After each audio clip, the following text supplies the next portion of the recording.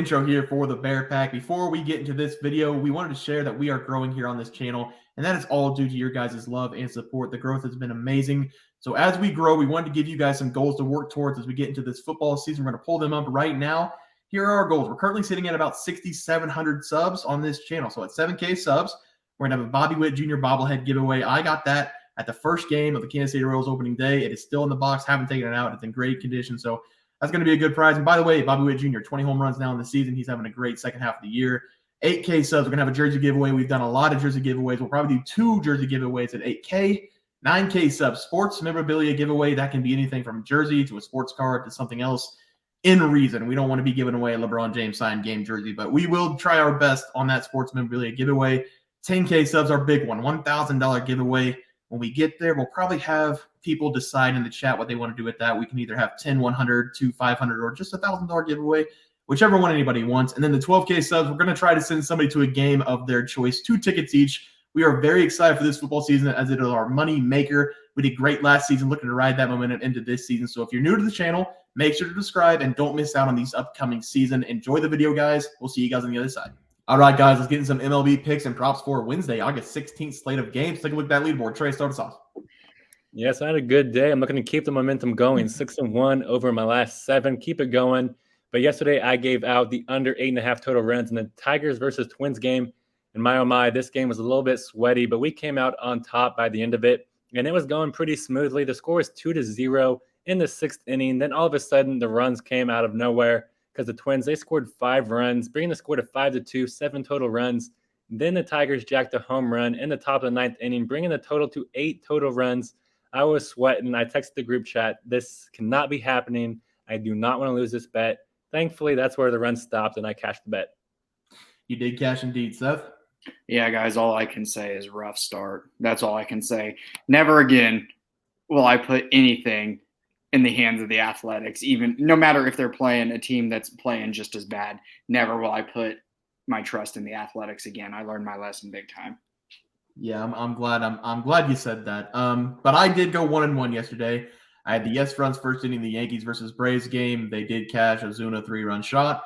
And then I also had the over 10 run score between the 2 teams. The Braves put up 5 in 3 innings. I thought I was on my way to it, and the Yankees put up a big goose egg, and the Braves did not score the rest of the game. So bad pick there. 1-1 on the day. 2-2 as a team, but let's sweep the board tomorrow, guys. Trey, start us off.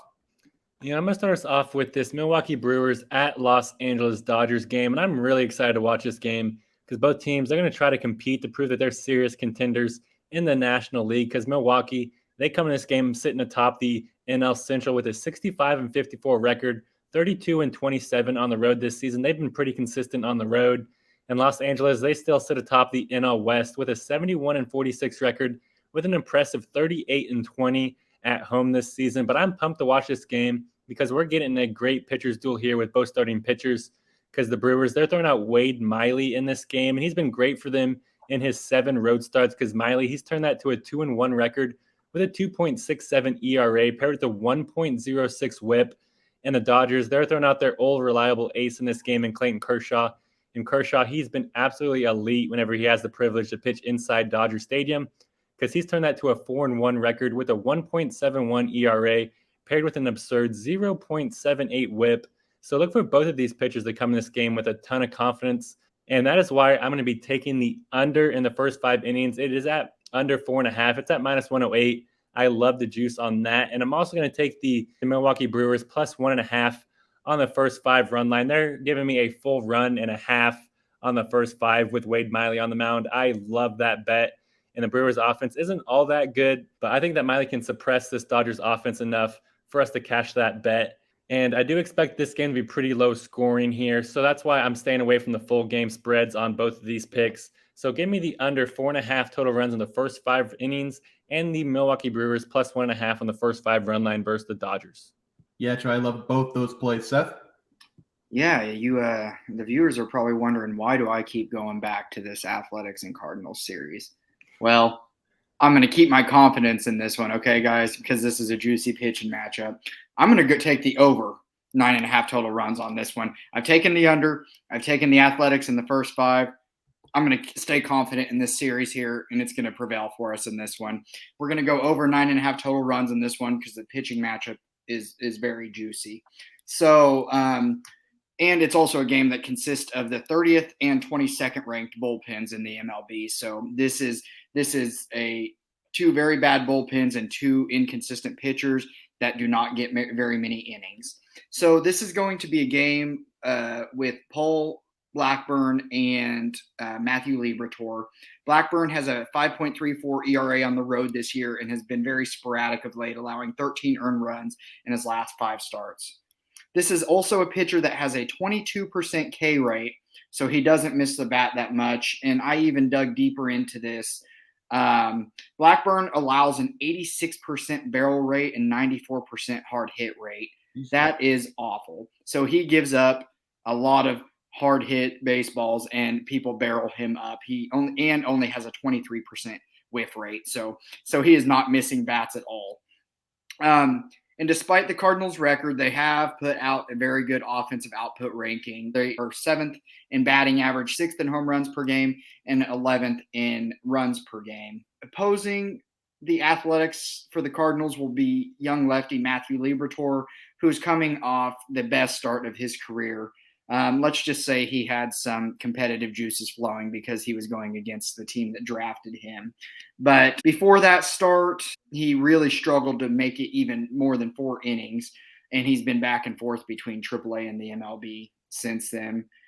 Yes, this is a very bad Oakland offense, and yes, Liberatore could pick up where he left off in his last game, but like I said, he doesn't get very much length in his game because his pitch counts run high, so we're going to end up seeing bullpens in this game.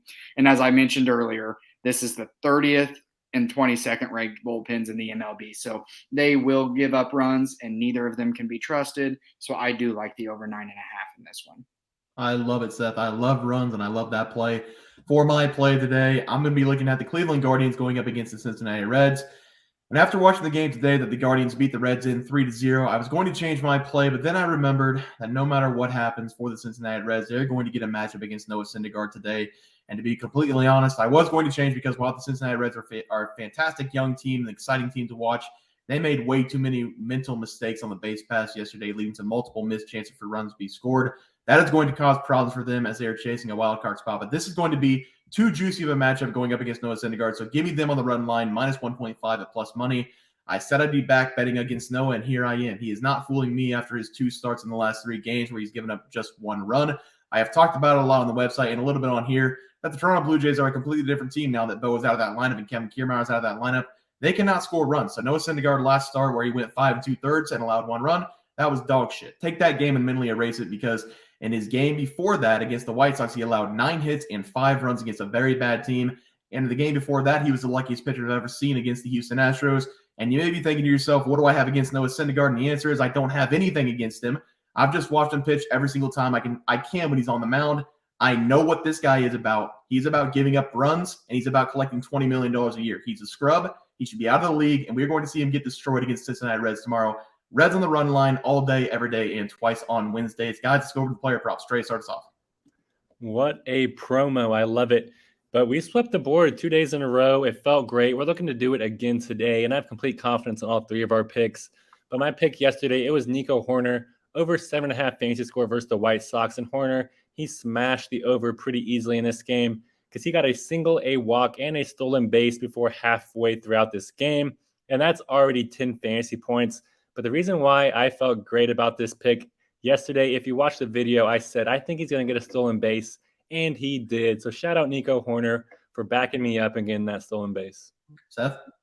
Yeah, guys, my player prop was in the same exact game, and I feel like PrizePicks had Touki Toussaint's strikeout at 5.5 pretty high just because he was coming off a 9 strikeout game against the Yankees, who I mentioned yesterday had struck out 28% of late, so they had really been swinging and missing.